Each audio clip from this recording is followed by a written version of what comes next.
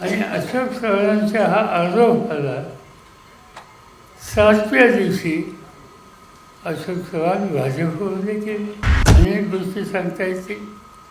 आज भ्रष्टाचार हा देशाचा सर्वोच्च विषय आणि मोदी साहेब त्याच्याबद्दल बोलताच आमच्या त्यांनी टीका केली. महाराष्ट्रामध्ये ते एकदा आले, दिल्लीमध्ये पार्ले मिळवले, त्यांनी एक पुस्तक तयार केलं आणि आम्हाला सगळ्यांना दिलं. त्या पुस्तकात होतं काय? पुस्तकात हे होतं की भाजपची सत्ता नव्हती त्यावेळेला, म्हणजे आमची सत्ता होती त्या काळात किती चुकीच्या गोष्टी या देशात झाल्या. आणि त्याची पहिली गोष्ट लिहिली की महाराष्ट्रामध्ये मुंबईला जवानांच्यासाठी एक सोसायटी काढली हाऊसिंग, तिचं नाव आदर्श सोसायटी.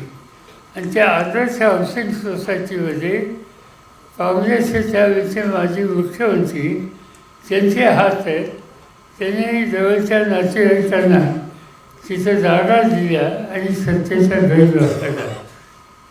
हे नाव कोण होतं? त्यांचं नाव अशोक चव्हाण.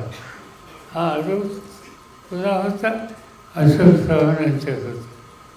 आणि अशोक चव्हाणांचा हा आरोप झाला.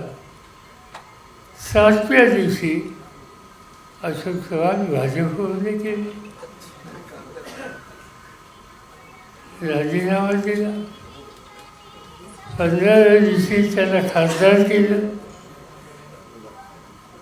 म्हणजे तुम्ही आरोप करता एका बाजूनं आणि दुसऱ्या बाजूनं स्वतःच्या पक्षात येता.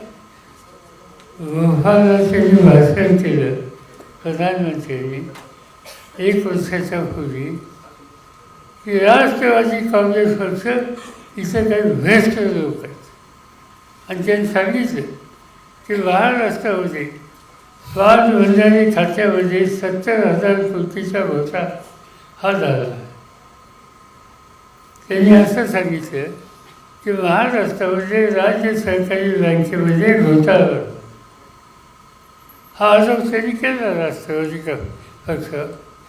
मी जाहीरपणाने सांगितलं की राष्ट्रवादी काँग्रेस पक्षामध्ये असा घोटाळा कोणी केला असेल तर तुमच्यात हिंमत आहे तर तुम्ही चौकशी करा. सुप्रीम कोर्टाचा माणूस नेमा, कुणी तसाचा माणूस नेमा आणि त्याच्यामार्फत ह्याची चौकशी होऊन द्या.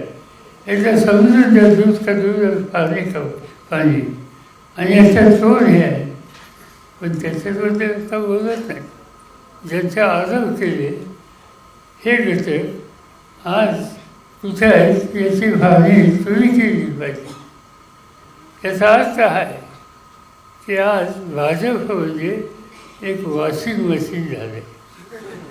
वॉशिंग मशीन, कपडा खराब झाला असेल मशीनमध्ये टाका, बाहेर स्वच्छ होतं.